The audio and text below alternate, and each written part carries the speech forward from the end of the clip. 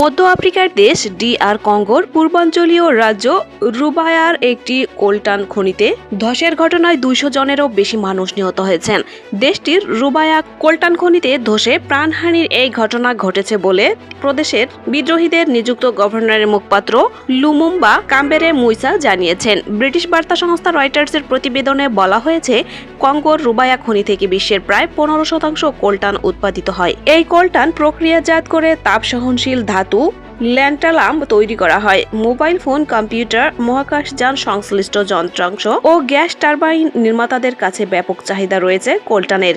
স্থানীয় বাসিন্দারা রুবায়ার কোলটান খনিতে দিনের বেলা কয়েক ডলারের বিনিময়ে হাতে খনন কাজ করেন। ওই খনিটি 2024 সাল থেকে দেশটির AFCM-23 বিদ্রোহী গোষ্ঠীর নিয়ন্ত্রণে রয়েছে।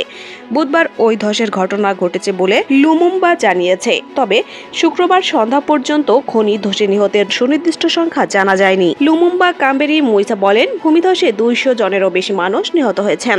তাদের মধ্যে খনি শ্রমিক, শিশু ও বাজারে কাজ করা নারীও রয়েছে। কিছু মানুষকে সময়মতো উদ্ধার করা সম্ভব হয়েছে, তবে তারা গুরুতর আঘাত পেয়েছেন। প্রায় 20 জনকে উদ্ধারের পর বিভিন্ন স্বাস্থ্যকেন্দ্রে চিকিৎসা দেওয়া হচ্ছে বলেও জানিয়েছেন তিনি বলেন, দেশে বর্তমান বর্ষাকাল চলছে। মাটি নরম ও ভঙ্গুর। ভুক্তভোগীরা গর্তের ভেতরে থাকার সময়ই মাটি ধসে পড়ে।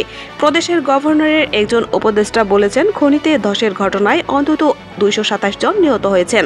গণমাধ্যমে কথা বলার অনুমতি না থাকায় নাম প্রকাশে অস্বীকৃতি জানিয়েছেন তিনি। জাতিসংঘ বলছে, AFCM-23 রুবায়ার খনিজ সম্পদ লুট করে তাদের বিদ্রোহী কার্যক্রমে অর্থ যোগাচ্ছে। প্রতিবেশী দেশ রুয়ান্ডা সরকারের সমর্থনে এসব কাজ করা হচ্ছে বলেও অভিযোগ রয়েছে। তবে কিগালি এই অভিযোগে অস্বীকার করেছে। ভারী অস্ত্রে সজ্জিত এই বিদ্রোহী গোষ্ঠী কিনশাসার সরকারকে উৎখাত এবং কঙ্গোর তুৎসি সংখ্যালঘু জনগোষ্ঠীর নিরাপত্তা নিশ্চিত করার লক্ষ্যে লড়াই চালিয়ে আসছে। গত বছর আকস্মিক অভিযানে পূর্ব কঙ্গোর অন্যান্য খনিজ সমৃদ্ধ এলাকা দখলে নেয় এই গোষ্ঠী। এতক্ষণ সাথে থাকার জন্য ধন্যবাদ। অনুরোধ থাকবে, চ্যানেলটি সাবস্ক্রাইব করে বেল আইকনে ক্লিক করুন এবং মতামত কমেন্টে জানাতে ভুলবেন না। আল্লাহ হাফেজ।